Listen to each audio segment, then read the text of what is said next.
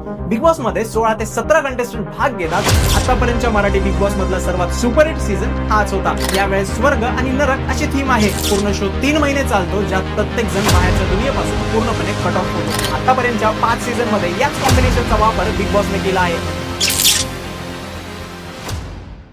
Big boss हे नाव ऐकताच आपल्या समोर एक चित्र तयार होतं. राडे, भांडण, गोलीगत सूरज चव्हाण, रितेश देशमुख आणि ओजी सलमान खान. आणि सध्या महाराष्ट्रीयन्सचं फेवरेट भाऊंचा धक्का. जिथे बिग बॉसच्या घरामध्ये तापमान वाढतं, तर संपूर्ण महाराष्ट्रात नुसती उत्सुकता वाढते. आता काय होणार, आजचा टास्क कसा पूर्ण होणार, रितेश भाऊ कोणाला झापणार, कॅप्टन कोण होणार, महाराष्ट्रात आता नुसतं हेच चालतं. जे बिग बॉस पाहत नाहीत त्यांना बिग बॉसचं नाव ऐकताच एक चीड निर्माण होते. मात्र बिग बॉसची खासियत आहे, जो शो सुरुवातीला पाहतो तो मग पाहतच राहतो. असा या शोचा फॉर्मॅटच आहे की तो सर्वांना वेड लावतो. वेडवरून आठवलं, यावर्षी पण आपलं मराठी बिग बॉस रितेश भाऊ होस्ट करणार आहेत. बिग बॉसला कोणी कितीही नाव ठेवू द्या, मात्र संपूर्ण भारतात बिग बॉस सुरू असताना फक्त आणि फक्त बिग बॉसची चर्चा असते. नमस्कार, मी यश, तुम्ही पाहत आहात यशक्स मराठी. बिग बॉस मराठीच्या 6व्या सीझनची अनाउन्समेंट झाली असून हा सीझन 11 जानेवारी पासून आपल्याला पाहायला मिळणार आहे. त्यामुळे नेमकं बिग बॉस या शोची कॉन्सेप्ट काय आहे, कंटेस्टंट कसे गेम खेळतात, यावेळेस कोण कोण घरामध्ये पाहायला मिळणार, हे सगळं पाहणार आहोत या व्हिडिओमध्ये. त्यामुळे व्हिडिओ शेवटपर्यंत पहा. आणि हो, बिग बॉस मराठी सीझनच्या 6च्या सर्व अपडेटसाठी चॅनलला लगेच सबस्क्राईब करा. नेदरलँडमध्ये बिग ब्रदर नावाने सुरू झालेला हा शो अफाट यशस्वी झाला. त्यानंतर अनेक देशांच्या त्या भाषांमध्ये शो सुरू झाले. त्यातच 2006 मध्ये याच शोचं इंडियन व्हर्जन म्हणजेच बिग बॉस सोनी टीव्ही या चॅनलवर सुरू झालं. या पहिल्या सीझनला अर्शद वारसी यांनी होस्ट केलं होतं. त्यानंतर अनेक दिग्गज कलाकारांनी बिग बॉस हिंदीला होस्ट केलं. यामध्ये शिल्पा शेट्टी, अमिताभ बच्चन सुद्धा आहेत. मात्र जेव्हापासून बिग बॉस होस्ट आपले लाडके सलमान भाऊ करत आहेत, तेव्हापासून शोने पॉप्युलॅरिटीचा ग्राफ उंच नेला आहे. सध्या भारतात हिंदी बिग बॉस म्हणलं की सलमान खान, आणि सलमान खान म्हणलं की हिंदी बिग बॉस असाच काहीसं पाहायला मिळतं.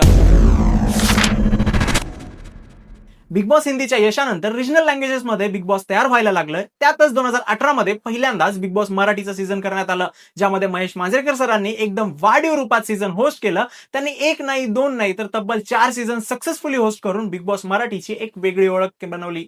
आतापर्यंत बिग बॉस मराठीचे 5 सीझन झाले असून मागच्या वर्षी झालेलं 5वं सीझन रितेश भाऊने होस्ट केलं होतं. आतापर्यंतच्या मराठी बिग बॉस मधला सर्वात सुपरहिट सीझन हाच होता. आणि याच सीझनचा विनर बनला होता आपला गोलीगत सूरज चव्हाण.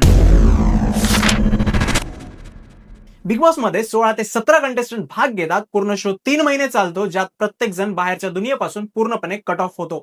ज्याला बाहेरच्या दुनियेत काय चाललंय हे सुद्धा माहिती नसतं. एवढंच नाही तर स्पर्धकांना वेळेबद्दल सुद्धा माहिती नसतं. आणि हीच या शोची खासियत आहे, ज्यामध्ये प्रेक्षकांना त्यांचे ओपिनियन्स बनवायचे असतात आणि स्पर्धकांना ते किती योग्य आहेत हे दाखवायचं असतं. मात्र ते बोलून नाही तर ते करून दाखवायचं असतं आणि खेळून दाखवायचं असतं. बिग बॉसचं घर म्हणजे सेट हे दरवर्षी एका नवीन थीम मध्ये बनवलं जातं. यावेळेस स्वर्ग आणि नरक अशी थीम आहे, जिथे स्पर्धकांना महाद्वारमधून प्रवेश करून 2 मार्गांपैकी एका मार्गाची निवड करावी लागणार आहे.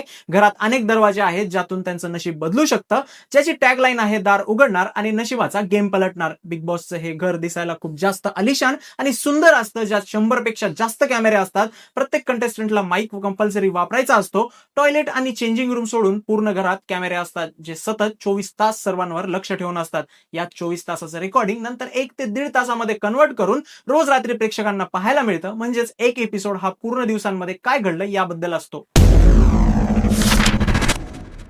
बिग बॉस हा तर स्क्रिप्टेड शो आहे असं सर्वांना वाटतं. मात्र एवढ्या सीझन नंतर समजतं की हा शो स्क्रिप्टेड नसून शो मध्ये काय व्हायला पाहिजे यासाठी बिग बॉस म्हणजे ज्यांचा फक्त आवाज येतो ते टास्क देतात. त्या टास्कचे काय परिणाम होणार, कसं काय होणार हे काही प्रमाणात निर्मात्यांना आणि लेखकांना माहिती असतं. त्यानुसार ते आदेश देतात.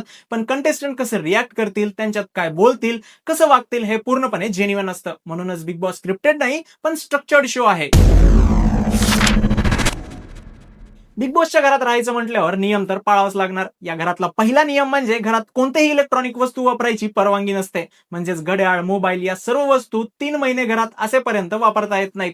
तसंच नॉमिनेशन बद्दल आपापसात बोलण्यास पण सक्त मनाई असते. सिगरेट जनरली अलाउ असतं, पण फक्त स्मोकिंग एरियामध्ये. बाकी दारू वगैरे सगळं पिण्यास सक्त मनाई असते. दिवसा झोपण्यास सुद्धा मनाई असते. जर बाथरूम मध्ये झोपता येत असेल तुम्हाला तर वेगळी गोष्ट आहे.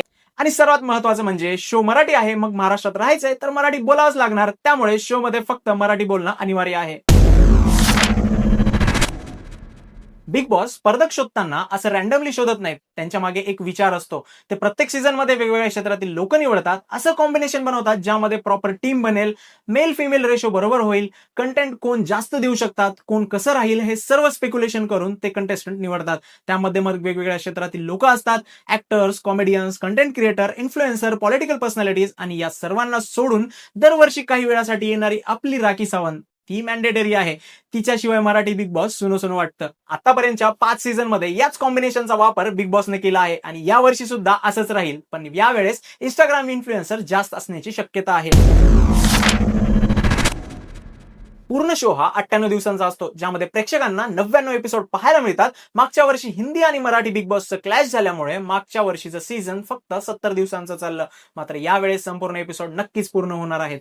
प्रत्येक वीकच्या सुरुवातीला 2 जणांना नॉमिनेट करायचं असतं. ज्या कंटेस्टंटला सर्वात जास्त नॉमिनेट केलं जातं तो इव्हिक्शन साठी नॉमिनेट होतो. त्यानंतर पब्लिक वोटिंग होऊन ज्याला सर्वात कमी वोट मिळतात त्याला घर सोडावं लागतं.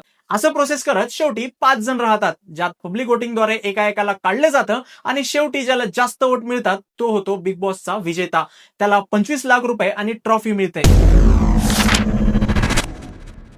या वर्षी होणाऱ्या सीझन मध्ये टाइम्स ऑफ इंडियाच्या रिपोर्ट्सनुसार चला हवं द्या fame Sagar Karande, actor Sanket Pathak, reel star and influencer Anushree Mane आणि ऍक्ट्रेस आणि सोशल वर्कर दीपाली सय्यद, महाराष्ट्राची फेमस लावणी डान्सर प्रेमाच्या दिलाची धडकन राधा मुंबईकर आणि यासोबतच इतर फेमस चेहरे पाहायला मिळणार आहेत. या सर्वांचं नाव ऐकून आधीच उत्सुकता वाढत चालली आहे. त्यामुळे या सीझन मध्ये मजा तर येणारच आहे.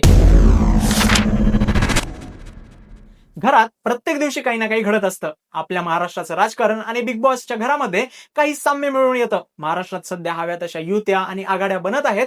तसंच घराचंही डायनामिक्स बदलत असतं. कधी एका ग्रुपमध्ये तर कधी दुसऱ्या, कधी याच्यासोबत मैत्री तर कधी तिच्यासोबत मैत्री. या सर्वांमध्ये आपल्याला मनोरंजन मिळतं.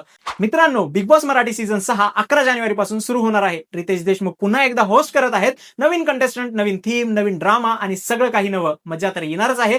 काय काय होतं, कसे राडे होतात, कशी फायटिंग सुरू होते आणि कसं भाऊ घेतात सगळ्यांची, याकडे आपण येणाऱ्या दिवसात पाहूच. बिग बॉसच्या सगळ्या अपडेट्ससाठी आपल्या एशक्स मराठीच्या युट्यूब चॅनलला नक्की सबस्क्राईब करा. आम्ही तुम्हाला दररोजचे अपडेट्स, कंटेस्टंट्सची माहिती, टास्क अनालिसिस, वीकेंड विथ रितेशचे हायलाइट्स, इलिमिनेशन प्रेडिक्शन सगळं काही सांगणार आहोत. त्यामुळे लगेच चॅनलला सबस्क्राईब करा.